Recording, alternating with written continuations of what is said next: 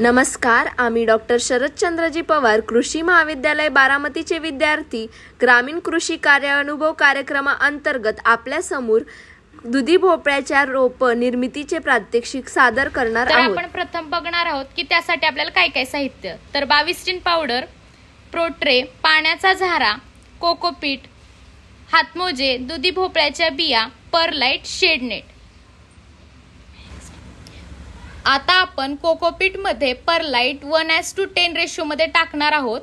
त्यानंतर 22 tin powder आपण त्यामध्ये ऍड करून एक मिश्रण तयार करणार आहोत। त्यानंतर त्या मिश्रणाला एकजीव करून 70 कपच्या प्रोट्रे मध्ये आपण ते मिश्रण भरून घेणार आहोत। मिश्रण योग्य प्रमाणात भरल्यानंतर 1 सेंटीमीटरचे होल तयार करून घेणार आहोत। त्यानंतर त्या एक होल मध्ये एक दुधी भोपळ्याचे बियाणे आपण टाकून घेणार आहोत। त्यानंतर त्या बियाण्याला आपण कोकोपीटच्या सहाय्याने कव्हर करून घेणार आहोत। तयार झालेल्या प्रोट्रेजला पाण्याच्या झाराच्या सहाय्याने भिजवून घेऊया।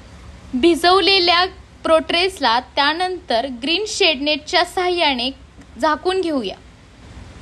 त्यानंतर आपण स्वतः शेतकरी बांधवांना कसे प्रोट्रेमध्ये रोपे तयार करावी याचे प्रोत्साहन दिले। 7 दिवसानंतर आपली दुधी भोपळ्याची रोपे तयार झाली आहे।